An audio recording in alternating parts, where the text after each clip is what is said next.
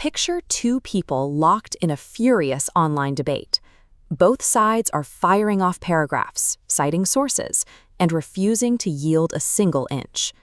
When you witness a deadlock like this, it's tempting to remember an old philosophical maxim. You cannot use logic to talk someone out of a position they didn't use logic to acquire. That specific underlying idea comes from the 18th century satirist Jonathan Swift, though today you'll often see a modern version misattributed to astrophysicist Neil deGrasse Tyson. The usual cynical takeaway is that humans are essentially emotional, tribal creatures who happily ignore facts when they clash with closely held feelings. But consider another possibility. What if the problem has nothing to do with irrational emotions? What if both debaters are using perfect logic, but they are trapped inside a rigged system? To figure out why these deadlocks happen, we need to stop analyzing the arguments themselves and look at the invisible scaffolding holding them up. Listen closely to the specific words people hurl at each other in these fights.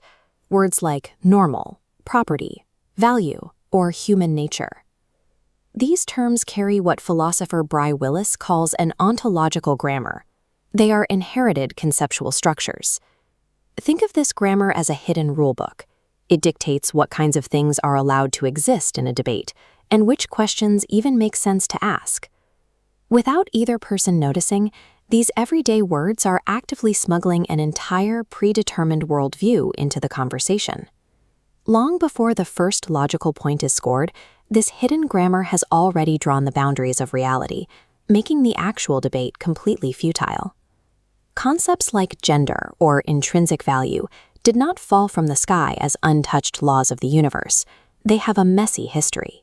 Centuries ago, these ideas were aggressively assembled, fiercely contested, and violently imposed on society. But as soon as one side wins that historical struggle, the memory of the conflict is erased from our daily vocabulary. Yesterday's hard-fought conclusion quietly transforms into today's unquestioned premise. When you strip away the scaffolding of that old debate, the surviving concepts start to look like natural geology. Willis refers to this as fossilized reasoning. This is exactly why sharp logic fails to resolve deep disputes. Reason is designed to operate strictly within the inherited grammar, checking sentences to see if they are internally consistent. It operates miles above the foundation, entirely blind to the rigged premises buried deep in the bedrock below. Logic doesn't fail us because it's broken. It fails because it perfectly executes the rules of a game it doesn't realize is rigged. Let's go back to those two debaters, hopelessly deadlocked in their online fight. Their true predicament is that they aren't arguing about objective reality. They are fighting within a tight historical construct they have mistaken for nature. If we want to dismantle deeply held beliefs, bringing a sharper syllogism or a better statistic to the table is useless. Instead, we have to target the ontological grammar itself. We have to take our most familiar vocabulary and make it strange again.